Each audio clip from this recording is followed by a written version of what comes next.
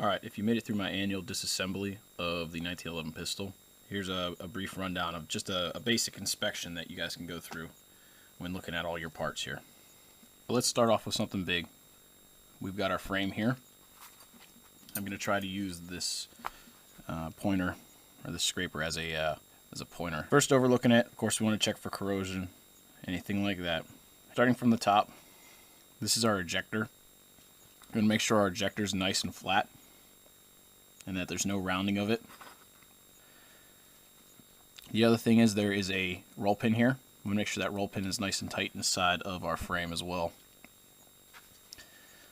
Slowly going down, we're going to look at our rails. These are the rails that the slide travels on.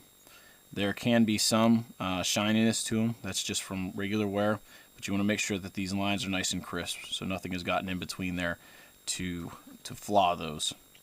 This is real important. If our frame to slide fit is not good enough, we'll have a lot of rocking and a lot of accuracy problems with it. Going down this back part here on the frame, we want to make sure that this is nice and flat. A lot of times what happens is if our bushing for our barrel wears out, or if our slide catch is worn, our barrel can actually contact this area, dimple it, and in corners it's a good place for stress cracks to start.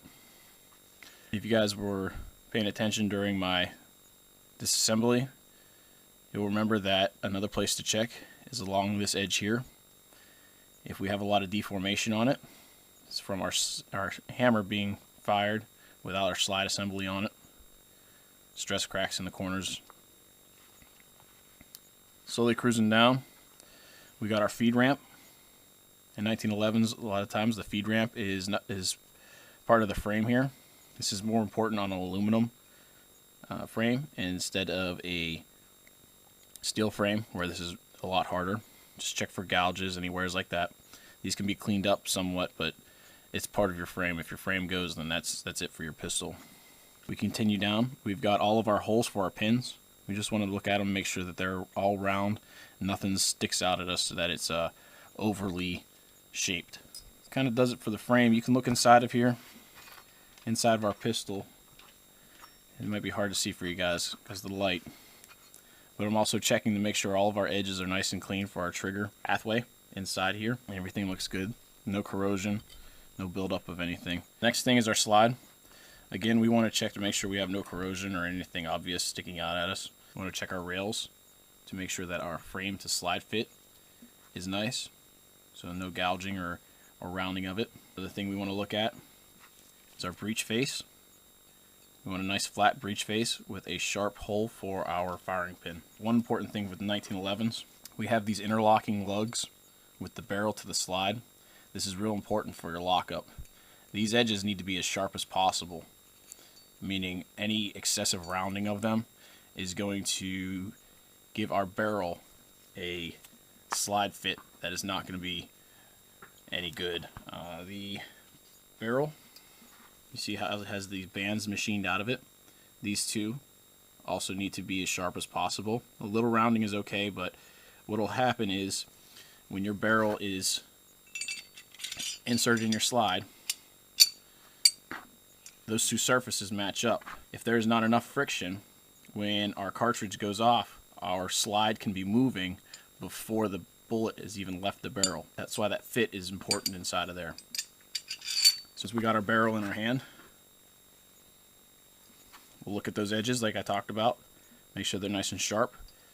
I'm going to look at our barrel crown to make sure we have no rounding or unevenness. If we have any impacts or jags on here, that can affect our accuracy and our bullet from skewing offline. We want nice even gas escape around the outside of the bullet. These surfaces here, across the front here and across the back, we're going to look for any battering, and all battering is when the barrel is inside of the slide. It's just like this. If this hole for our slide stop is elongated, or if our pin hole is elongated in this linkage, we can actually have the barrel contacting the frame and contacting the slide. So That battering is an indication that we have other parts that are wearing out. Since we got our frame now in our hands, we want to take our slide. This is with no parts on it. With our frame on there, we want to do a twisting motion to make sure we don't have excessive slop in the slide the frame fit, and that it's nice and even. Continuing on with our frame, we want to grab our trigger.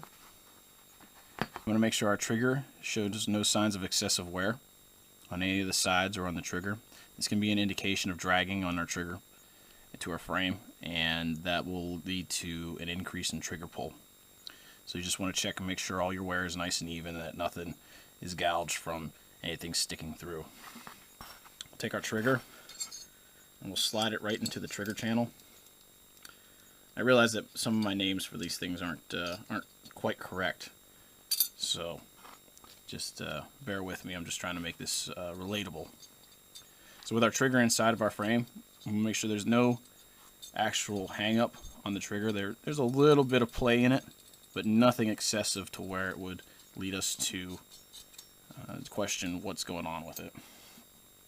One good idea is just take a magazine, insert a magazine into your frame, and check to make sure your trigger still has the same amount of play, because our trigger is actually going around our magazine. If you had one mag that trigger just didn't seem to function, chances are you have a bulged mag for whatever reason. Maybe you stepped on it or dropped it on the wrong way or something like that. So make sure that your trigger is flowing nice and even.